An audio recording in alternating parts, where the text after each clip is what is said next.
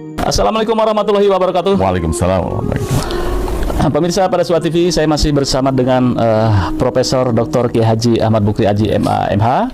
Beliau adalah guru besar syariah, ilmu syariah dan hukum di UIN Syarif Hidayatullah dan juga Ketua Umum MUI Kabupaten Bogor.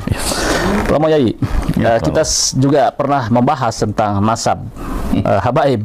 Nah, ini menarik, tapi kita mungkin mengulas tentang nasab habaib itu ini persoalan yang akademik lah ya. Nah, beberapa karya Kiai Imad itu masih menjadi pro kontra. Tapi sebagian dari orang seperti Pak S. Hikam itu ya, peneliti gitu ya, Menristek di era Gus Dur, kemudian juga kemarin ada salah satu dokter muda NU mengapresiasi bahwa karyanya ini luar biasa, bisa membongkar bagaimana persoalan-persoalan tekstual yang tadinya tidak diketahui, kemudian umat bisa tercerahkan dengan penemuan atau kajian Kiai Imad ini. Nah, mungkin Romo Yai bisa melihat sosok Kiai Imad itu Kiai muda ya, yang berani dan juga cerdas dari Banten. Dari Banten. Bagaimana Romo Yai memotretnya? Subhanallah, Kak Yusuf, luar biasa. Kita udah bahas tentang karya beliau ketika melihat nasab khususnya para habaib di Indonesia tercinta ya. Tapi nggak sampai tuntas sangat waktu itu ya. Kini lebih saya dalami lagi dari hasil diskusi dialog para ahli, antara lain Pak ya Profesor A.S. Hikam ya, dan berbagai tokoh lainnya. Yang saya simpulkan memang ya Kiai Imad ini walaupun masih muda tapi memang hebat. Temuan-temuan hasil penelitiannya bisa diuji kompetensi ya. Jadi betul tadi Pak S. Hikam sampaikan, juga yang lainnya ya, saya termasuk dalamnya. Dan tapi saya memang belum jumpa dengan beliau langsung, tapi dalam mimpi sudah gitu ya. Sehingga ya temuan-temuan beliau itu sangat ya komprehensif, sangat rasional dan bagus sekali, apalagi ketika menelusuri nasab ya. Nggak gampang, nasab saya aja susah gitu kan, apalagi berbagai tokoh gitu kan yang namanya dzurriyyah, cucu Rasulullah SAW. Saya pernah diskusi gitu kan, bahwa penemuan Kiai Imad itu mencerahkan terhadap keberagamaan masyarakat di Indonesia, Nusantara, tentang persepsi terhadap habaib, kemudian juga relasi kuasa atau patronase ya, masalah keberagaman. Nah, bagaimana nih Romo Yai melihatnya? Dari hasil penelitian yang saya sudah baca itu ya memang beliau objektif ya, menyatakan apa adanya gitu kan, tidak menambah-nambah yang masih tidak ada menjadi ada gitu kan.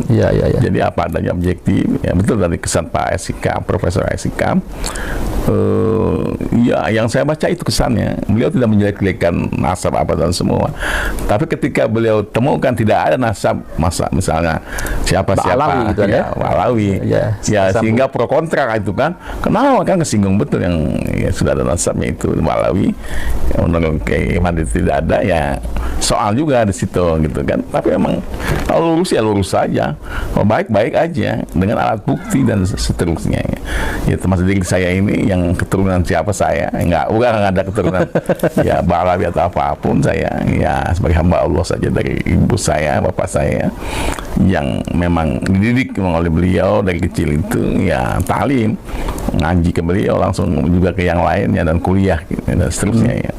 Jadi ya tidak ujuk-ujuk gitu kan, dan alhamdulillah kita menikmati indahnya ya binaan, bimbingan dari orang tua langsung gitu, selain guru-guru kita yang ngawal kita, dosen-dosen dan seterusnya gitu kan. Iya. Baik, Romo Yai, bahwa memang persoalan habaib gitu kan ya, orang ketika bertemu ya, termasuk diri saya lah, bertemu dengan seorang habaib gitu kan, wah itu udah excited gitu kan ya, cucu Rasulullah gitu kan ya, nah kemudian dan lain sebagainya gitu kan ya. Nah, kalau menurut Romo Yai gitu kan ya, ketika seorang tersambung nasabnya ke Rasulullah, pasti ada ciri-ciri khusus gitu kan ya. Nah, mungkin Romo Yai bisa memberikan sebuah sampelnya. Ya, bagi saya kata kuncinya ya, apalagi ini cucu baginda Rasulullah Muhammad Sallallahu Alaihi Wasallam yang sangat mahal nilainya, harganya ya, itu ya kita jaga diri kita gitu kan, dari hal-hal yang di sana itu ada nilai maksiat dan dosa, sehingga bisa menurunkan muruah sebagai cucu Rasulullah gitu kan. dan bahkan kita akan lebih tingkatkan dengan ikhlas ya, bukan hanya kesombongan. Nih saya nih, Habib, jangan begitu, gitu kan. Kita dengan tulus ikhlas, tawadhu, gitu kan. Makin kita tingkatkan nilai akidah dan nilai syariahnya dan nilai akhlakul karimah, akhlak ya. Jadi akhlaknya jangan koboi. Akhlaknya jangan ya kelihatan sombong, masa itu Rasulullah gitu lagunya dan seterusnya. Ya. Kalau dampak positif dari penemuan Kiai Imad itu bagaimana, Romo Yai?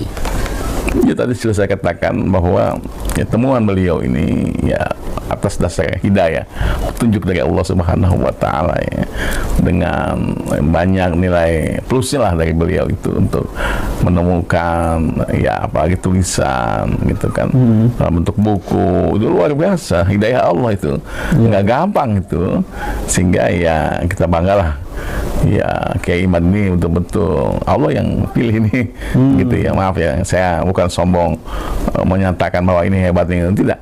Saya menilai apa adanya. Ya beliau itu nggak gampang ya. Kita sebagai ya profesor ya, nulis buku, ya Allah susahnya bukan main gitu kan.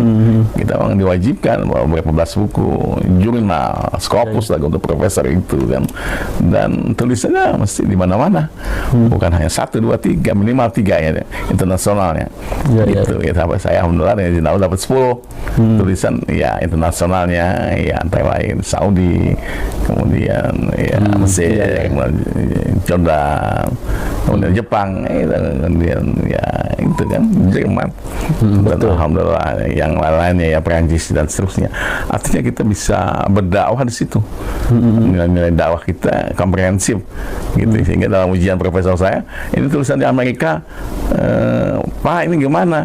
Nah itu soal tindak pidana dan sebagainya. Oh iya, saya nulis tentang tindak pidana.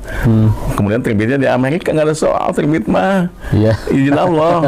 Supaya saudara kita yang di Amerika yang kebetulan Muslim dia sadar betul bahwa tindak pidana atau jinayah atau masuk pencurian gitu kan, apa korupsi atau ya pencucian uang itu ada nih, jani pelaku tindak pidana ya. Baik, kemarin saya podcast dengan Pak Hikam. Dia mengatakan ini apa kita dorong Kiai Imad itu menjadi intelektual muda Muslim untuk berkelas dunia. Nah, kira-kira bagaimana nih Romo Yai ini? Saya setuju itu, karena memang ya kita ingin ya semakin bertambah lah gitu kan intelektualitas kita yang Muslim gitu untuk kelas internasional, kelas dunia gitu kan. Mengapa tidak? Memang sudah layak gitu kan, dan segera tinggal kita promosikan betul dan sebagainya supaya saling ya menguatkan lah gitu. Insyaallah. Ya.